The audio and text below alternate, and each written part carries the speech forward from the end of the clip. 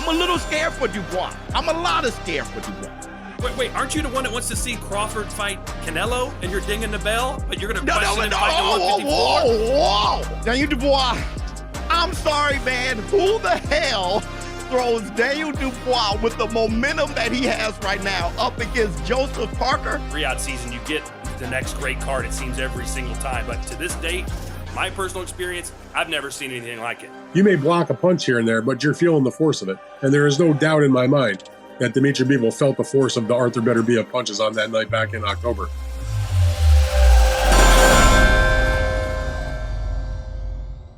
What's up, my people?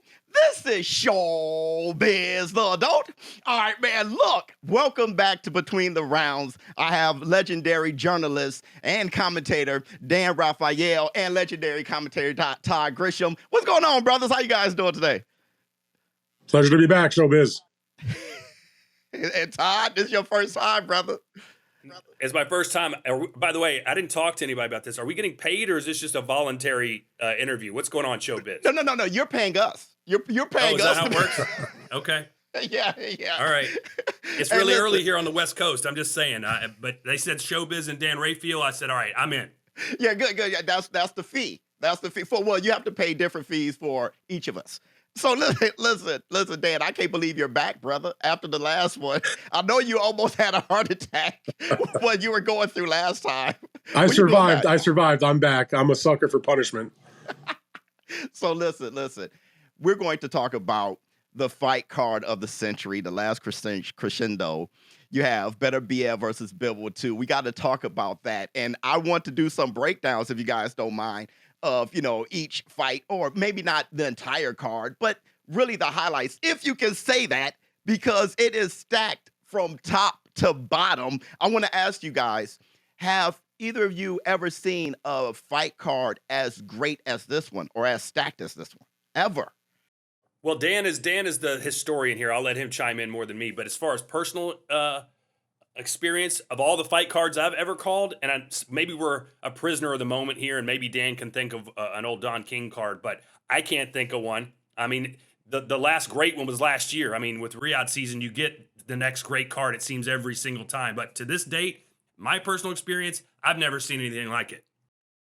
Yeah, Showbiz and Todd, this is a fantastic card. And I mean, I always try to keep it real. People listen to my podcast, read me, I don't BS, but this is, I always get on the folks that work for various promotional companies when I get press releases, and no matter what it is, they want to write it's a stacked card. And I call BS half the time, because they're just not. They may have good fighters on the card and one or two really excellent fights, but a stacked card is like top to bottom, where lots of good names and lots of fights that you think on paper going in are going to be competitive.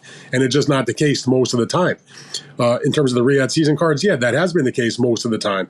This card is like another level. And so Todd mentioned old-time Don King cards. You really do have to go back, besides some of the recent Riyadh cards. You have to go into like those 90s cards that Don King put on, where you had Julio Cesar Chavez and Mike Tyson. They were stacked top to bottom. There was one particular card where it maybe not have mega names, but it had 8 world championship fights, but it had people like Bernard Hopkins and Zab Judah and Ricardo Mayorga and Hasim Rahman, and that was a very loaded card also in Atlantic City many years ago. But this is a spectacular show, just being real. Yeah, and when you bring up those names, here's what kind of rings out to me. When you have a card like this, the quote-unquote casual don't really know these guys as much. And we know it's a stacked card. Like you said, you can't really find cards in the history of boxing as stacked as this. But we know it's a stacked card because we're boxing enthusiasts. We've seen many fight cards before. We know these fighters. We've seen them many times. And I just want that thread. You brought up Bernard Hopkins. You brought up Chavez. And they have ring or name recognition, and it rings out to people today. But these fighters, we need to tell their story so you can understand that these matchups are as great as those, right? It's just the name recognition isn't really ringing out. And I think that's what's great with Riyadh season and having these stat cards, because if you know Beterbiev versus Bivol, you got to watch the rest. And Shakur Stevenson, right? You got to watch the rest of these guys and say, wait a minute, these guys are good too. And maybe they would develop that name recognition next time. so the casuals know who they are too. Well, I think that's important. That's just sometimes you just put names on a card and you go, it's a stacked card. Look at the names of the fighters. But you go through these matchups, Ortiz versus Madrimov, according to Vegas, 50-50 fight. Bivol versus Beterbiev, obviously 50-50 fight. Zhang versus Caballel, 50-50. I mean, these are all these kind of fights. I mean, even the Shakur Stevenson fight against Floyd Schofield. I mean, yeah, the odds are off, but man, Schofield, I've seen him, and maybe Dan disagrees, but if Schofield has the night of his life, he can give Shakur Stevenson all kinds of problems. So that's what when I say stack card, I'm thinking, man, it's murderer's row. The next fight down the walk is going to be another firefight that I can't wait to call. If Shakur Stevenson's fight with Schofield among the 7 world title fights between, full titles and interim titles, if that's the fight that's probably the widest odds, that tells you what kind of show it is. Because, yeah, I mean, obviously Floyd's the significant underdog, but he's a capable boxer. Obviously, he's stepping way up in class, and Shakur is at a much higher level. But again, anything can happen. But that's just one of 7. So let's just say, for the sake of argument, it is a complete mismatch. I don't necessarily think it is. But if it was a complete mismatch, that still doesn't change the fact, Virgil Ortiz and Madrimov, like Todd mentioned, Daniel Dubois, Joseph Parker, that is obviously a highly competitive fight on paper. So I would say this, and I don't want to sound like a promoter because I've heard this nonsense from promoters a million times, but quite literally, of those 7 bouts on the show, of the notable title bouts, every single one could be a main event. I mean, that's just the reality. You can't tell me that any broadcaster, if they were going to do a Dubois versus Joseph Parker, would not be a headline fight. Hamza Shiraz against Carlos Adames, Shiraz challenging for the WBC middleweight title. That would get a ton of hype. If that, let's say that was like a main event at like the O2 Arena or something like that in the UK, that would be a pretty big deal. I mean, and when the forgotten fight on the card, because I've been like, people have asked me about this show, and I sort of run them down in my mind. Like, I kind of forget a couple of the fights, but I'm cheating because I got the list up in front of me over here next to you. You can't see it. yeah, me too. When Joshua Boazzi against Callum Smith is the one I keep forgetting, I mean, that's a really good fight.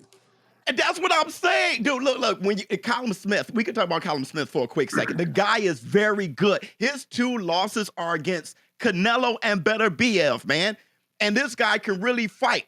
He can swat. He's good. He's gotten better as he moved up. It kind of reminds me, I mean, he's not as great as Joe Frazier, but it kind of reminds me of that. When you look at Joe Frazier, you see that he lost, 4 times, but he lost against Muhammad Ali and George Foreman. Okay, that's pretty damn good. And both of those guys are coming off of victories where they look good, right? Hutchison, we all saw how he was looking, right? Showbiz, I'm still trying to process that you just compared Callum Smith to Joe Frazier. No, listen, I did not. See, this is what I'm talking about. This is what I'm talking about, Dan. I didn't want to get into this with you, okay, brother?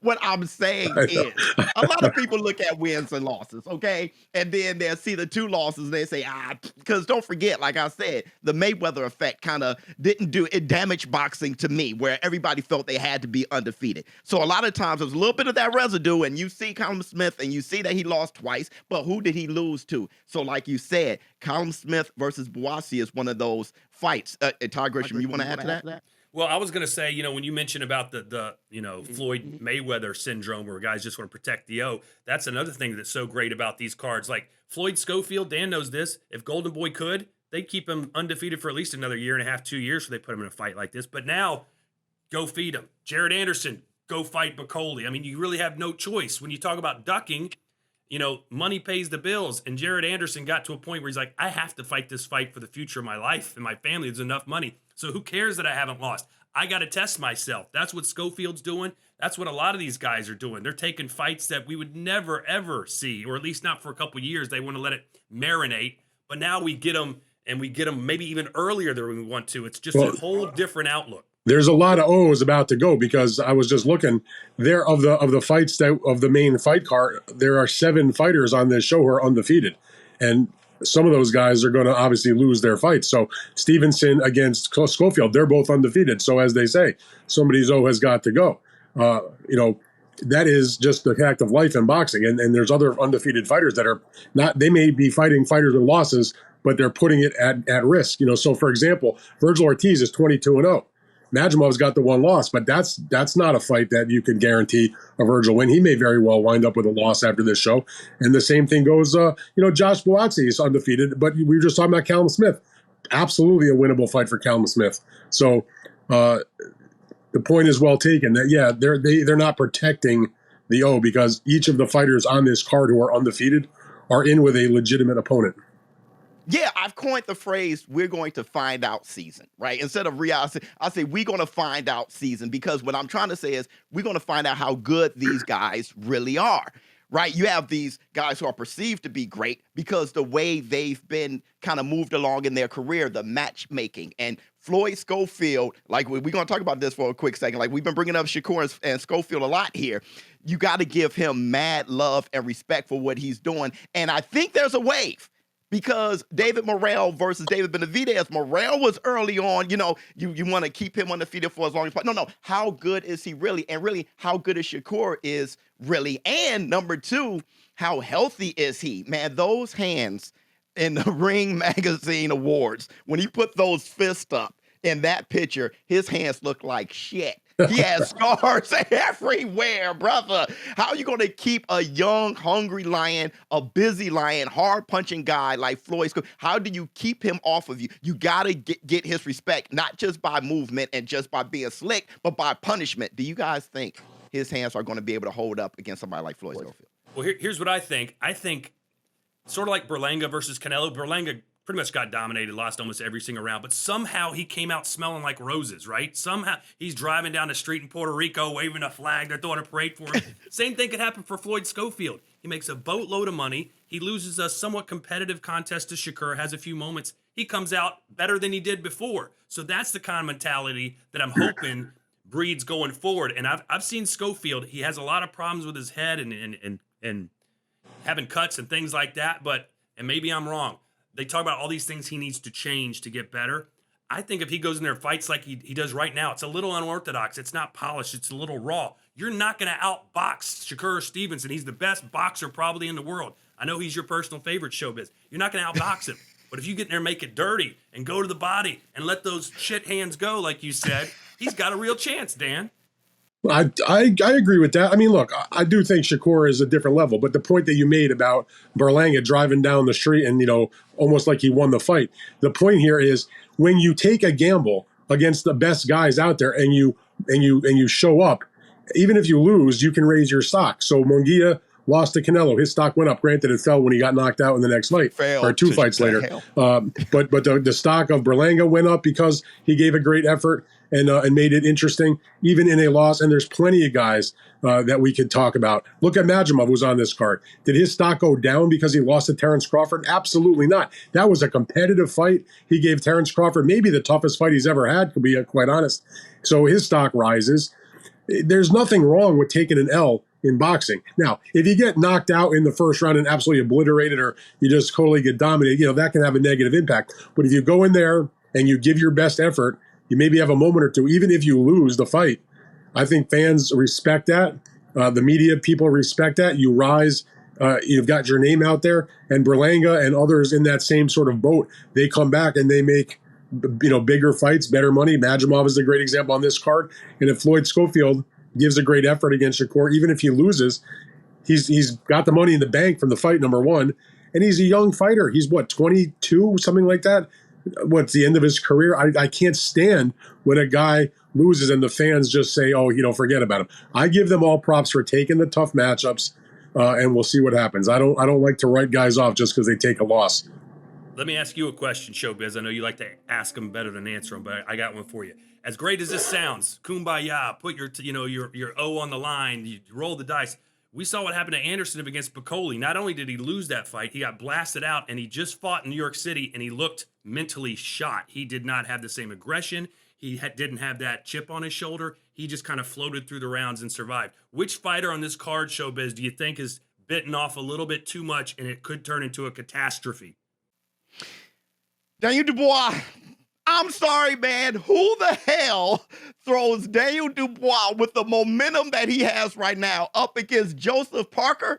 When I look at that matchup, I'm like, listen, there is a chance that Daniel Dubois, and I love him, he's like a brother, I love him to death, but there's a chance that the momentum that he has right now may be a little bit more smoke and mirrors than Joseph Parker. When I saw him against Herkovich looked like, listen, man, he was landing some great straight right hands on him, but he was leaning straight back, and he just kind of fed himself to Dubois. And AJ did the same thing, hands down, throwing right. I mean, leaning straight back. I never seen AJ approach a guy with so little respect in my life, and really that's what he get for humping the canvas, like keeping his hands down. What I'm saying is Joseph Parker, on the other hand, that guy has gone through the fire, even in sparring with Tyson Fury every damn day. Right, but the guys that he's fought, like the Ruizes of the world, like the Zhangs of the world, like the Deontay Wilders, where this guy is going to have to make Wilder miss his right hand for 12 rounds, and he beat the hell out of Wilder. Joseph Parker is one of those guys fighting 4 or 5 times a year, stay busy and all those things. He took a little bit of a break, but what I'm saying is, I think Joseph Parker is like almost, he's the right matchup for boxing fans, but almost a wrong matchup when you think of the momentum that Dubois is having right now. I'm a little scared for Dubois. I'm a lot of scared for Dubois. I think we're talking about Shakur and Floyd Schofield. All due respect, I think Schofield's the one that bit off more than he can chew in this fight. I mean, I respect it for one to go after it the way he is at a young age with very little experience against any kind of real top quality opposition. I look at this fight where you see Floyd Schofield. Like I used to cover minor league baseball back a million years ago. I used to follow all the prospects and read Baseball America and all that. And you'd see the great prospects in AA where I was covering baseball. And to me, Floyd Schofield is like that awesome AA prospect. But there's a difference in being a great AA prospect that may soon make the major leagues and make an impact than if they take you from AA and throw you into like the All-Star game and make you hit against the best pitcher in the league. That's what this is like to me. Like he has potential. A tremendous amount of potential. But I don't know if he's ready for a seasoned guy like Shakur, who is clearly one of the best fighters in boxing. Wait a minute. I'm going to give you some pushback. That's fine. Dan, the man. I know you're the man. I'm giving you some pushback here, okay? Because we don't like each other. But listen, they both been dealing with each other in sparring. I mean, listen, the Schofields are saying they know this guy. He may be comfortable. Roy Jones Jr. said one time he hates fighting his sparring partners because they've gotten used to you. It's not like Floyd Schofield never seen Shakur before. Understood. I mean, he has the history with him. But I just say that, look, every boxer out there they spar preparing for fights, and they spar a variety of different guys. And so it's not the first time that a guy that's been a prospect / rising contender has been in the ring sparring with a guy and then maybe fights him. I am of a very strong belief sparring is different than the real fight. End of story. There are probably some examples that we could unearth where it did make a difference. But in my just quick inventory of my memory bank, it doesn't seem like that means a whole lot. Shakur Stevenson's a lot different in a real fight than he is in the gym. I guarantee that. And if you listen, I don't know how much of this stuff comes out of Floyd's mouth or how much comes out of his dad's mouth. I mean, he's tweeting for him. He's Instagramming for him. He's saying this, he's saying that. So I don't even know if Floyd believes it himself, but his dad certainly does. I've been able to call Floyd's, I think maybe the last 4 fights for Golden Boy. And I'm talking about his dad comes into those fighter interview meetings red hot, right out of the gate. Hey, what do you think about your fight this weekend? Man, we ready for Shakur. This guy's nothing. That's all he's been saying. And by God, Daddy ain't taking the punches, Todd. The fight. Daddy ain't taking the punches. I'm sick and tired of that shit. I'm sick and tired of. No. Listen, man. Listen. I'm a dad myself. Okay. And I do. When I saw, my son running on the football field and I was a running back myself, I'm kind of living through him a little bit. Is this good for boxing or bad for boxing? I mean, I just want to talk about this because I want to get this off my chest, okay? The Sean Porters, the Bill Haneys, the Schofield.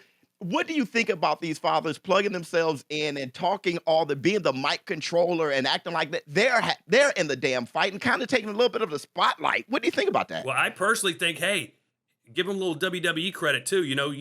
If you're not a good talker, you need Bobby the Brain Heenan. You need Paul Heyman. You need somebody to shout from the highest rooftop. Floyd Schofield, great kid, great smile, not the best trash talking personality. So in steps dad, to do it. So in moderation, you just need a hype man sometimes. That's the key. Right?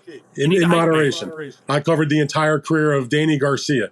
Danny Garcia was a tremendous fighter, won a lot of big fights, world titles, was in a lot of bigger fights.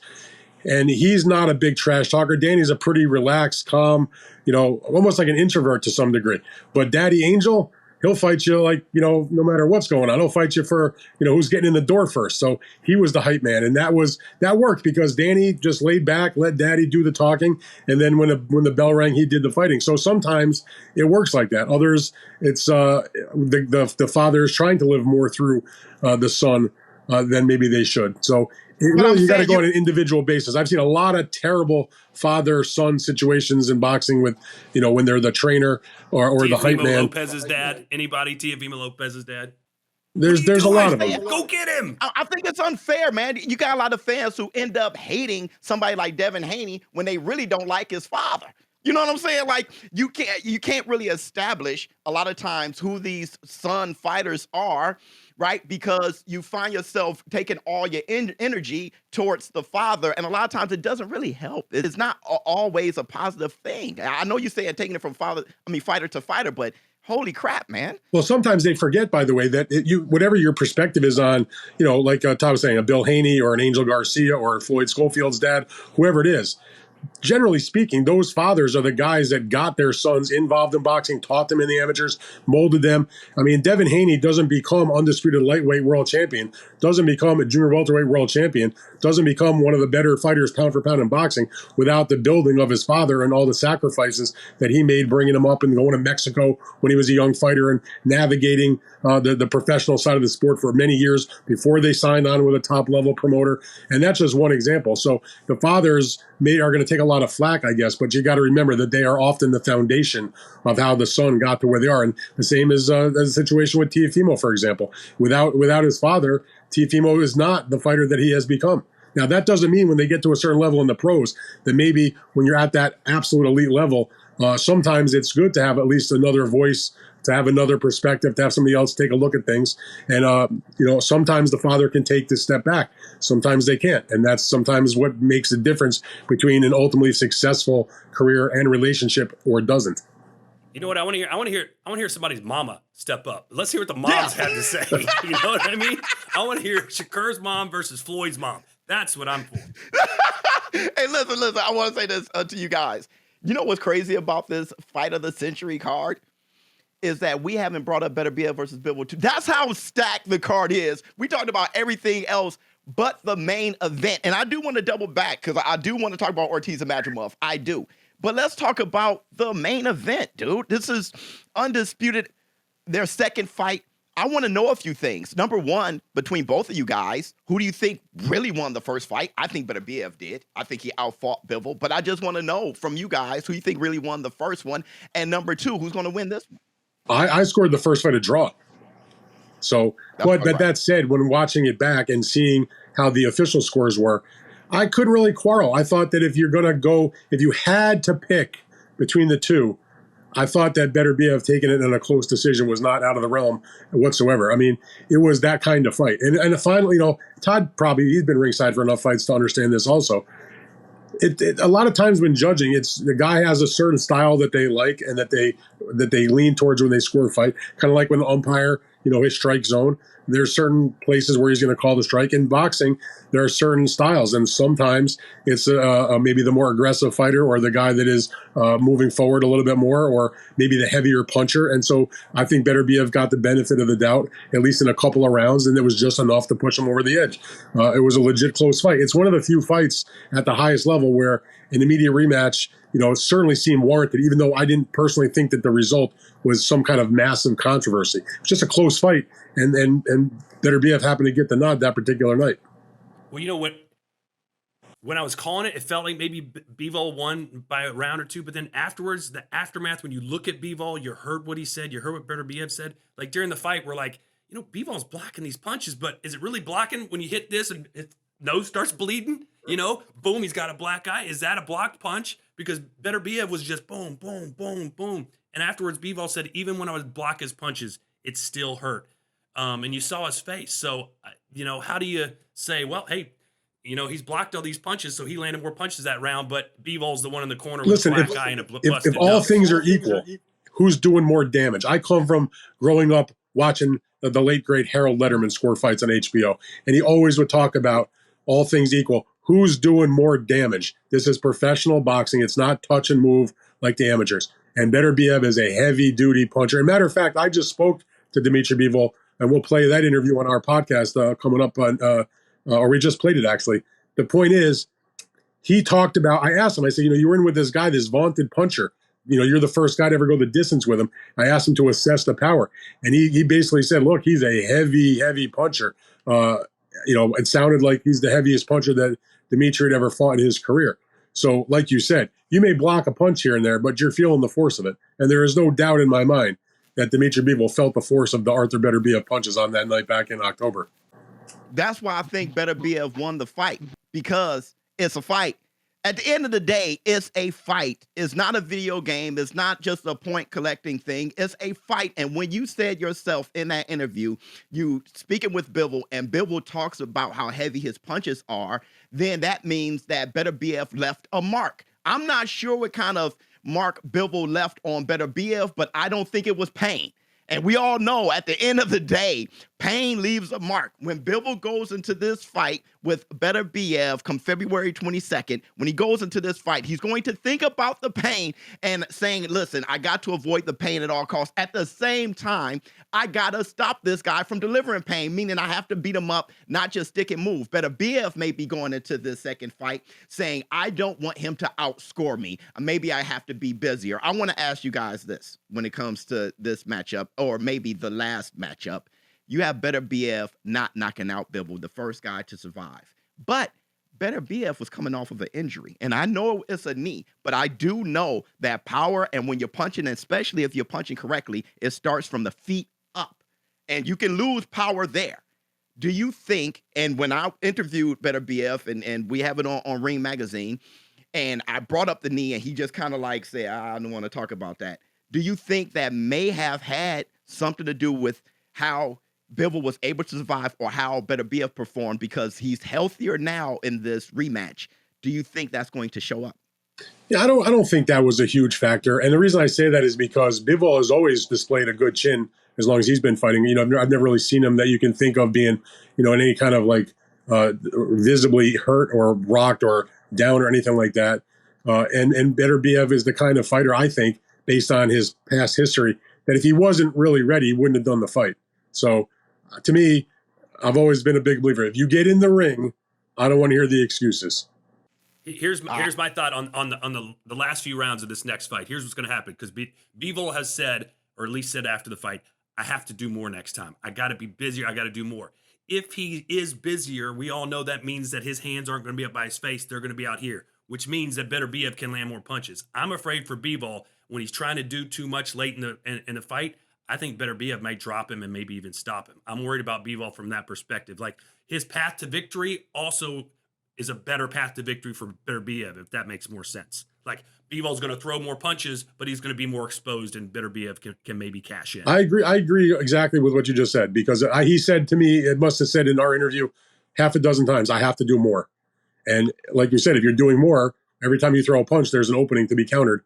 And Beterbiev is a very good, boxer from the standpoint of his intelligence. He knows where those openings are. He certainly puts a smack down on a lot of opponents, in the past. So this, and they're so familiar with each other after the 12 rounds that it's going to be who can. I don't think either guy's going to somehow dramatically change their style.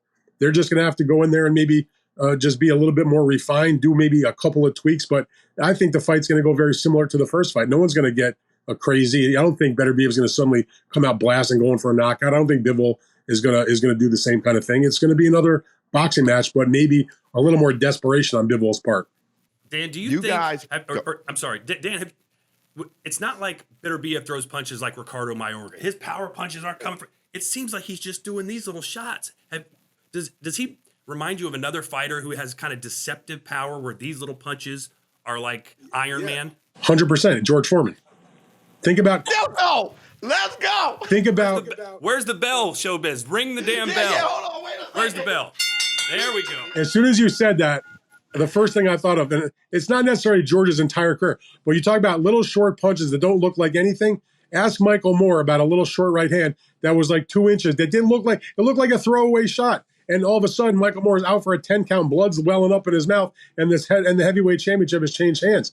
And that was not some devastating, like at least visibly, big, monstrous right hander, fantastic left hook. That was a little inside right hand, couldn't have traveled more than 2-3 inches, and hit him right on the button. He was out cold, basically. Beterbiev's got that kind of one-punch power also. Hey, Zheli Zhang, man, he's got it too. He's got toasters for gloves. I mean, you saw he just touched Joseph Parker twice, and Joseph Parker went down like he'd been in a car crash. And this is a huge misconception when it comes to Beterbiev. You brought it up, Todd Grisham. I think you echoed it, Dan.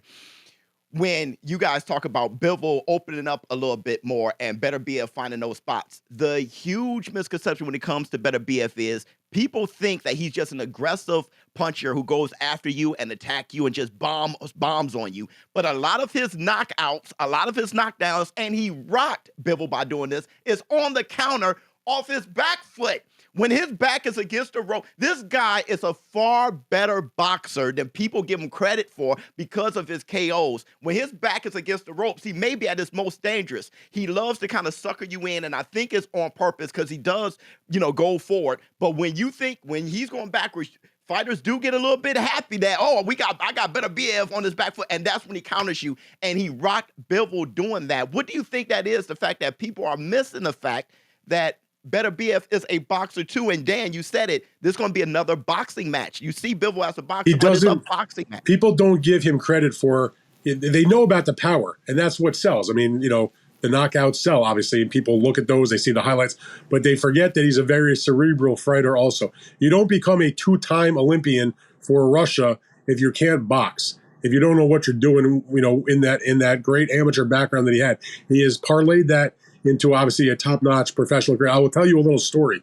When he first turned professional, he was with Yvan Michel from Montreal, one of the top Canadian promoters, for decades and decades.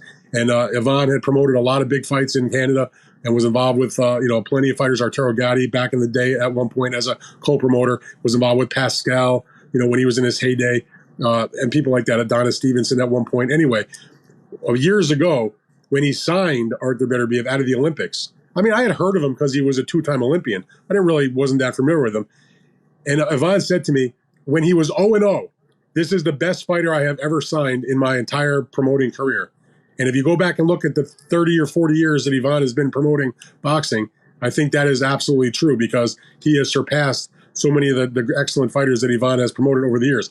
And he was fighting real guys in his first 2, 3, 4 fights. He did not have some long apprenticeship. He wasn't fighting, 4-rounders and all that. He was fighting former world champions and solid opponents within like 2 or 3 or 4 fights, and therefore won a world title very early and went on a dominating run. The only thing that slowed him down was not opponents or even injuries, although he's had a couple. It was because he got into a promotional squabble and ended up on the shelf for a while. But when he's active, he's smart and he's powerful and he knows what the heck he's doing in the ring. We brought up George Foreman, and I can't believe, Dan, as a historian, you're going to compare Beterbiev to George Foreman, but we're not going. We're not going to do this. I was talking about the one punch. Talking about the one punch, buddy. No, Dan, we're not going to do this. You're supposed to know better than that. No. He got you back, Dan. Sorry. But in the comparison, this is what you can probably. Oh, he rang the bell though. Isn't that good? Yes. Yeah. There you go. Now he got you, showbiz. This is like Drake versus Kendrick Lamar right here. He's Drake. Okay. Listen. I am not Drake. Sorry, bro. No. In comparison, we also got to bring up 40. I mean, George Foreman is a guy who he aged like fine wine. He had a second career. Nobody brings up the fact that Beterbiev is getting better and he's looking this good at 40. When is he going to fall off? Like, who looks this good at 40? This should be the end. He should be looking bad. We should be bringing up his age, especially in this rematch against a top all-time fighter like Bivol. Well, he don't have a lot of miles lately. He doesn't fight much. He's got Terrence Crawford, once a year at best. So I know that helps out a lot. This is actually interesting. I asked Bivol about this when we were talking. And I don't know. I haven't really made my decision or assessed what I think about this aspect of the fight.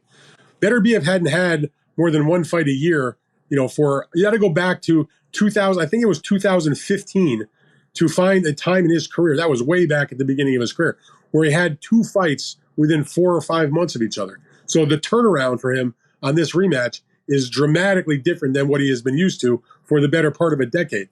So I don't know if that works against him because maybe he's used to having more time between fights, maybe it'll be better for him because he'll even be more in a groove because he did just fight. So I'm not really trying to assess that, but it is different what's happening now than what has been for many, many years in Arthur's career. Can we talk about Ortiz and Madrimov? Let's do it. Okay, because do you think it's a little disgusting that we are giving Madrimov so much of a pat on the back because of one fight with Terrence Crawford? When you consider the fact that Terrence Crawford is on the wrong side of 30 and it's his first time at 154. I mean, wait, aren't you the one that wants to see Crawford fight Canelo and you're dinging the bell, but you're going to question him fighting at 154? Whoa. Listen, wait a minute. The fans want it, and I work for the fans. Okay. Me, I think I got $30,000 on Canelo whooping Crawford. All right. So for me, I think Crawford puts up a good fight because he's an all-time great fighter. But as far as a matchup like that, jumping up to 168 when he went 115, 113 against an unproven Madrimov, for me, it's a no-brainer. For me, that Canelo ends up with his hand raised. And that's what I mean with this Madrimov versus Virgil Ortiz. Is the jury still out on Madrimov? I mean, I know it's considered a close fight. Well, but listen, why? I mean, you tell me if people legitimately think that Terrence Crawford can go up and maybe beat Canelo Alvarez at 168 pounds, whoever the guy is that almost beat Crawford at 154 must be a bad motherfucker, right? Yeah. Whoever, and it happens to be Madrimov. If that's the message that this guy's so good, Terrence Crawford, he can go up 2 weight classes and beat one of the greatest of all time. What about the guy that almost beat him at 154? Oh, he's fighting Virgil Ortiz Jr. Well, Ortiz Jr. is going to have a long night, possibly. Madrimov is not your normal 11-fight fighter. I mean, he's a guy that had that big amateur career. You saw him score a knockout against Kurbanov, who was undefeated. That was a very solid victory. And then, like Todd said, if you go in the ring and you give one of the elite fighters in pound-for-pound lore in recent years, like Terrence Crawford, a real fight where there's maybe some question in some people's minds of who actually won when the fight was over, then him going in the ring against a Virgil Ortiz is not giving him too much credit. Yeah, the records may don't look exactly like 10-1 and 1 draw, which was a technical draw, is a lot different maybe than 22-0. But if you ask Virgil Ortiz or ask his trainer Robert Garcia, they know this is a real fight. And Virgil is a tremendous fighter, a great puncher, has been in some fun fights. Obviously, the Bivol II fight that happened at the end of 2024 was the fight of the year for a lot of people, a fantastic battle. But the fact is, while Virgil does have a nice resume that he's been compiling in recent years, this, to me, other than Bivol is his best opponent, despite the fact that the record at 10-1-1, a lot of fans might look at that and overlook it. This is a real fight, period. I don't care what the record is. You ask Rick Marizian, who's the manager of Virgil Ortiz Jr., there's no way he puts him in a fight against Madrimov right now. Like, what's the upside? You want to put him in against somebody that's, sell a lot of tickets that you think you compete. It's a 70-30 fight. This fight with Madrimov's at best 50-50. They did it because the money's there, the platform's there, the exposure's there. It's a great fight. That's why they're doing it. So if you ask me, is Madrimov a little overrated or should we be getting this excited? I'm telling you right now, Virgil Ortiz, he would want to fight anybody, but everyone around him would be like, we do not want this fight right now. Yeah, that happens. I mean, that's what happens because the money is there on these fights. You mentioned earlier about Jared Anderson. His matchmakers, his promoter at Top Rank, they did not want the fight. They believed Jared was not a finished product, that he needed more seasoning. They viewed him as a potential heavyweight champion, but it still was, 2, 3, 4 fights from being the case. But he ultimately took the fight with Bakuli. Remember, Deontay Wilder was supposed to be the opponent, but his team did not like the matchup, and he paid a massive price for it. You hope that is not the case with some of the guys here, where their careers are permanently derailed because of what might happen. You mentioned about Jared we're taping this, he fought Friday night. He looked terrible. I feel like watching that fight on Friday night and having seen what happened with him against Martin Bakuli, that there's a good possibility that Jared Anderson's career is permanently derailed by that loss. And you hope that doesn't happen with these guys. Do you think it was derailed by that loss, or do you think he was already lost before it got derailed? Like, I when I'm looking at Jared, I saw him struggle before, and it doesn't look like he's been mentally convinced himself that may be, but the physical beating he took doesn't help. Yeah, well, that's the thing. Like, for instance, hypothetically, if Floyd Schofield loses, he's not going to be destroyed, beaten to a pulp, and beat down by Shakur Stevenson. Most likely, he'll lose probably on points or maybe a late stop or something like. So to me, that's a different than if you put a young heavyweight in there who's never faced anybody like a Martin Bakole. That's a different. I mean, you're really jeopardizing his career for a number of reasons. Well, Floyd Schofield, you lose this, you dust off, and you're back in 3 months. And with Ortiz and Madrimov, I don't feel like whoever is the winner and whoever is the loser of this fight, I don't believe their career is permanently derailed. Even if Madrimov takes a second loss in a row, if it's a fight and he puts up a good account of himself, absolutely no reason why you wouldn't put him back in with another top guy. And likewise, if Virgil Ortiz suffers his first defeat, same thing. Dust him off, get him back in the gym. There's no reason. I don't want to hear after these fights are over that guy should retire or he's done or this or that. They're taking the fights. It's boxing. Some guys win, some guys lose. You talk about Daniel Dubois was in the co-feature against Joe Parker and the great momentum he has. Go back not even that long ago. He basically quit against Alexander Usyk. I mean, he got completely schooled. He didn't win a round in that fight. And then he complained about a phantom low blow. It was an absolutely miserable situation. And a lot of people were very down on him. And look what he did since then. He scored some nice wins, big wins, as a matter of fact. And then culminated that with the massive knockout of Anthony Joshua. Has a world title now. And look where he's at, fighting Joe Parker in the co-feature of this big, humongous card. So fortunes can change with one fight. Everybody in boxing knows that. Yeah, so I want to wrap this up. I want to wrap this up with, and I think it's a perfect segue since we were talking about Madrimov. We're going to have to use this to talk about the big fight, Canelo Alvarez versus Terrence Bud Crawford. If Canelo beats William Skull, which is a big F, no, I'm just playing, but if he beats William Skull, he becomes undisputed, and this fight is for undisputed. I want to ask you guys, number one, okay, there was a minute when we didn't think we were going to have the fight. And then it was going to be Canelo, Jake Paul. And now we got Canelo, William Skull, 4-fight deal with Riyadh season. And now Crawford and Canelo's back on. How were you guys feeling when you were getting yo-yoed? Because I know I was getting yo-yoed and looking like a bozo with all of the latest breaking news I was putting out on YouTube, which showed to be just ridiculous. I want to take some of those videos down.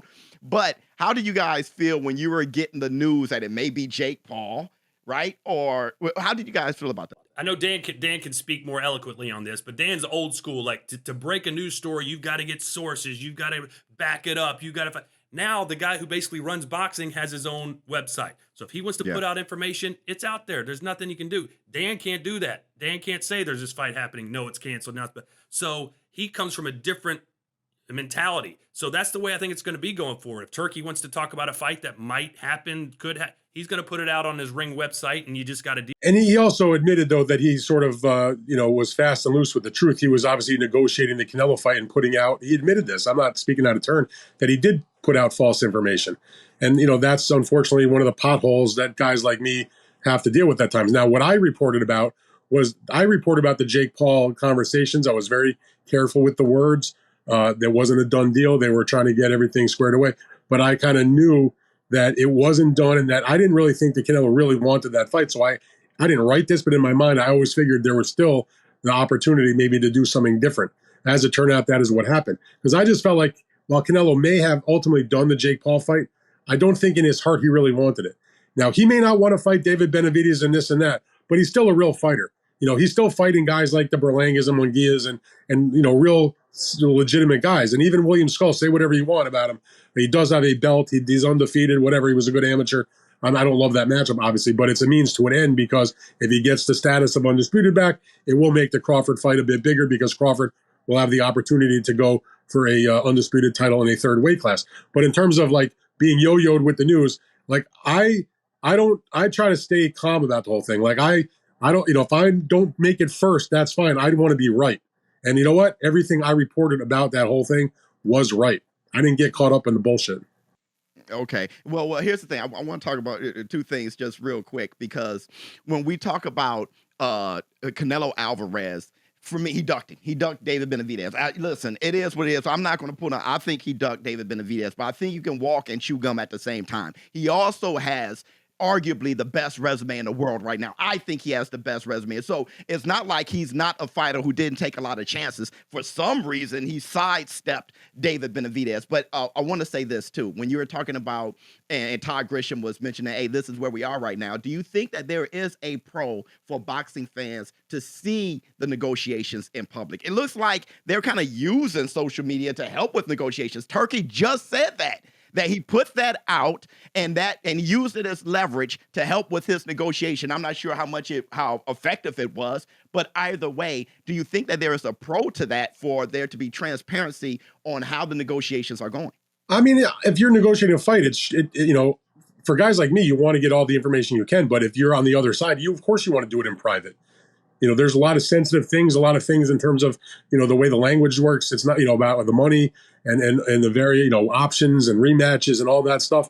Whatever you can go down the laundry list, drug testing, you name it. So yeah, I don't see any particular positive for promoters and fighters to do it in public. As a matter of fact, when I see stuff on social media and they're trying to negotiate in public, to me, that's a sign that it's really not happening. Because if it was, you stay quiet, you do it behind closed doors like adults. Here's the one thing I'm excited about hopefully changing soon. You mentioned about Benavidez. Like, why is it Canelo fight? It's a duck. Well, he's got to fight as mandatory. And he needs to amend, says Dan. Why isn't David Benavidez, I know he's fighting 152, the number one contender by the WBC, number one by the WBA, IBF, WBO, so Canelo has no choice if he wants to keep those belts than to fight David Benavidez. Why is Skull ranked number one? Why? Hopefully, Turkey, he's talked about doing it. Hopefully one day eliminating the belts. We've got our top 10 like the UFC does. All right, Canelo, you're either going to fight number 2 or number 3. End of story. That's the day that I'm waiting for. Well, yes! I don't think that's ever happening. And I frankly don't think it should. This may not be a popular opinion. The hell? Boxing is a worldwide sport. If you have one title and one champion and they don't fight on a regular, frequent basis like we'd like to see them, then you're going to have guys backed up for years not having a carrot to go after. So I don't want to see them. What's that? Then you strip them. Well, I'm just making the point, though. You have to have some ability to be able to have a worldwide sport where guys can stay active and have a reason to do the fight. So I'm not big in. I don't want to have 5, 6, 7 champions, and I'd like there to be less than 4. But I grew up in a world of 3, or really 2 and then 3. So I get it. There has to be a reason to sort of build towards it. I get that. And if you're going to have one champion, there's going to be a lot of guys that duck and don't get opportunities. You asked about why Canelo didn't end up fighting Benavidez. The reality was he was for quite a period of time. He was his WBC mandatory challenger.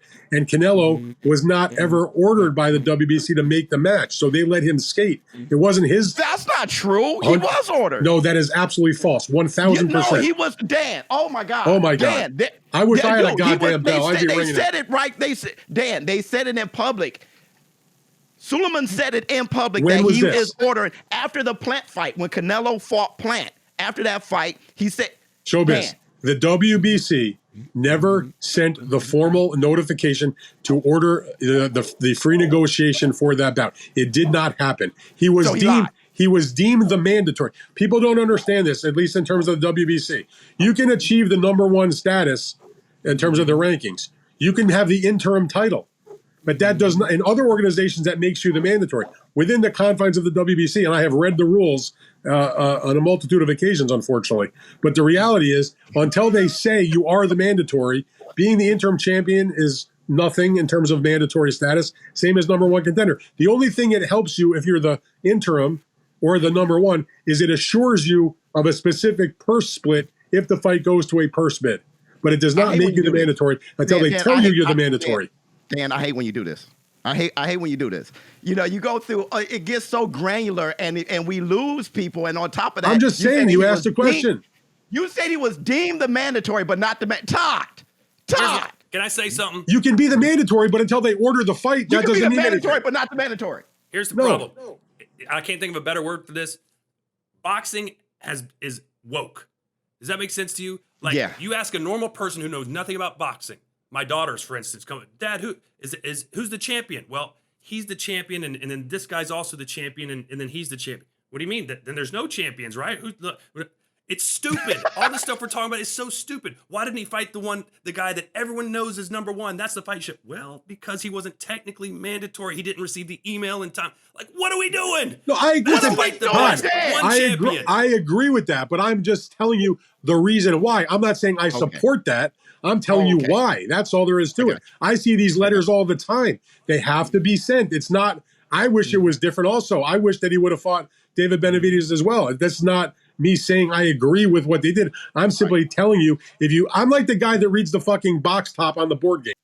Yeah, I know the rules. Okay, that's too bad. Like you said, unfortunately, you read it over and over and over and over again. Well, you're gonna Don't have even to get me keep started on everything. the IBF rules. We'll be here for 2 No, hours. hell no. Hey, look, I want to say this at the very end. All right. I don't think Crawford beats Canelo.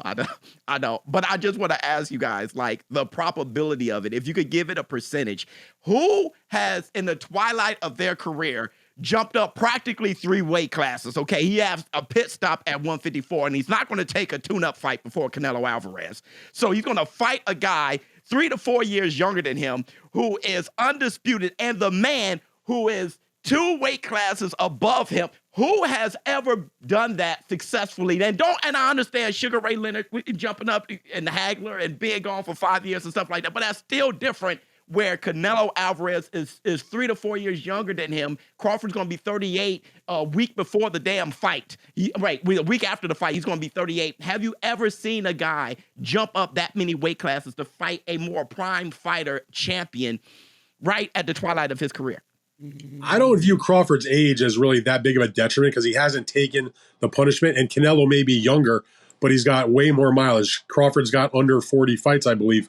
Canelo's like, 65 fights. So put that aside for a minute. And Canelo's also been a pro since he was like 17 years old. Yeah, there's really not, at least in modern times that I can think of. I mean, I've been doing this now. This month will be 25 years of covering professional boxing. And in those 25 years, I can't think of an example where a guy did what you said. The only one that's similar, but it's still a lot different, is when the lightweight version of Manny Pacquiao beat David Diaz and went to welterweight, jumped up 2 divisions to fight Oscar. Sure, but A, Oscar was obviously near the end of his career, and B, Oscar was coming down from junior middleweight. He had a reduced like Skeletor. He looked like a exactly. skeleton. So, and also Pacquiao was entering his prime years. Not already, Terrence Crawford, whatever you think of his greatness, I don't think anybody would say he's in his prime. So, but that's the only example, at least in a high profile manner, of a fighter that did that. Now, if you want to take one other example, and again, it's a little bit different. When Roy Jones was the light heavyweight champion, he skipped over cruiserweight and he went to heavyweight, and he was outweighed by like 45 pounds or whatever when he fought John Ruiz and won the WBA heavyweight belt. And Roy was not in his prime, but he was still considered number 1 pound for pound. But again, John Ruiz was not Canelo Alvarez. He was, considered at that time maybe the 3rd or 4th best heavyweight in the world. Right, he wasn't Lennox Lewis. Right, it was still an accomplishment, but it wasn't. He wasn't going up. It wasn't like Roy was going up to fight Lennox, which would have been more similar to what Crawford is going to attempt to do. I'll say this, Showbiz, like, when the odds are posted for fights, you always see the odds. If they don't look quite right, you're like, Vegas knows something that I don't know. Canelo Alvarez, last checked, is minus 185. He's not even 2 to 1. If I was making the odds, I would be Canelo 8 to 1, 9 to 1 favorite over this guy. To me, this is the biggest lock gambling wise. When my friends call me all the time, what?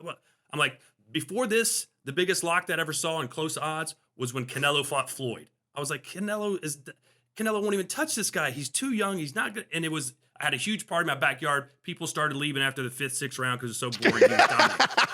I think this is going to be Canelo doesn't have that much of an output to dominate Crawford as far as stats, but I just think after like round 4 or 5, we're going to be like, why did we think this guy could beat him? He has no chance. I think in retrospect, and I'm not in any way trying to downgrade Crawford. He is a great fighter, but the facts speak for themselves that perhaps some people have put a little bit too much stock in the spectacular performance against Errol Spence. Partly that was all about the greatness of Terrence Crawford, but you'd be less than honest with yourself if when you look back in the pantheon of history and talk about where Errol Spence was after the injuries and the car accident and the issues he had, that maybe he wasn't a little more damaged than maybe people thought. And so it made Crawford look that much better, that he didn't catch Spence at his absolute best. It's not a knock on Crawford, but I'm just saying the folks that maybe are giving Terrence a reasonable chance or maybe think he'll beat Canelo are maybe putting a little bit too much stock in that particular performance and kind of ignoring a hard fight against Israel Madrimov in the higher weight class, and now 2 more weight classes he's going to go up. So look, weight classes were created for a reason. When Ray Robinson tried to win the light heavyweight title, that didn't go so well for him, and he's still the all-time greatest fighter in the history of boxing. And there's no shame if Crawford does in fact go to super middleweight and lose to Canelo, but he's going to make a massive amount of money. Always reminds me of one thing the great philosopher Floyd Mayweather Jr. once told me many years ago when I asked him about a danger of a fight. He goes, you know what? When you're making this much money, there ain't no losers. Yeah. Okay. You got some time? Real quick, Showbiz. When Roy Jones Jr. moved up to heavyweight, he didn't pick Lennox Lewis to fight, right? He picked John Ruiz. If Terrence Crawford was going up to fight William Skull, I'd be like, hey, well, now this could. But he's picking the best of the best, and kudos to him. But it's not me disrespecting Terrence to say I don't think he has much of a chance. It's me respecting what Canelo Alvarez has done at that weight class. Yeah. Okay, I think we all in agreement here. So last thing, fight card of the century, February 22nd. I'm going to ask you guys, who do you guys think will be the fight of the night? Is it cheating to say Beterbiev versus Bivol will be the fight of the night? I don't think that's the fight of the night. Not because it's not a great matchup, but because I just don't see that being able to deliver the all action type fight that makes things that people remember as far as a great fight. It can be a phenomenal boxing match. There might be some moments of explosion. It might be fun and entertaining to watch. But I have a hard time thinking it's going to be the fight of the night. If it's the fight of the night, it's bad news for Dimitri Bivol. I'll tell you that. I think the fight of the night is going to be Parker versus Dubois. Mainly because Dubois now has a new mentality. We talked about after he lost to Usyk. He came back. I mean, look, Jared Anderson mentally, right now, not there. Dubois, something switched in his head where he goes, I can't play around with these guys. I got to go right in there and blast them out. Against Jarrell Miller in round 10, the fight was over, but he went in for the knockout and got him. Hrgovic went for the knockout and got him. For AJ, he said, round 1, I've got to go attack this guy. And he does it. So he's going to go right after Parker because he's seen that works now. I can come in here and be the big bad boss. He's going to go right after Parker, and we've seen that Parker can deal with these aggressive big heavyweights, and I think it's going to be a fire fight. I kind of agree with Todd on that. I really am excited for Dubois and Parker. And the fight that we didn't really talk about, which I'm not saying is going to trump Dubois versus Parker in terms of the action department, but I think is going to be a pretty damn good fight. And that's Carlos Adames against Hamza Shiraz. Shiraz, we've seen him just go after guys and score a ton of great knockouts. Carlos Adames does not get a tremendous amount of credit. He's not the most known guy in the world, as he's not been in fights of the year, but he's a sturdy guy.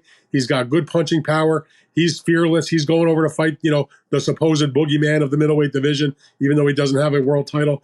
So to me, that's a fight that has a lot of chance maybe to create some magic. But I guess if I had to pick, though, I'm going with Dubois and Parker also as the fight of the night.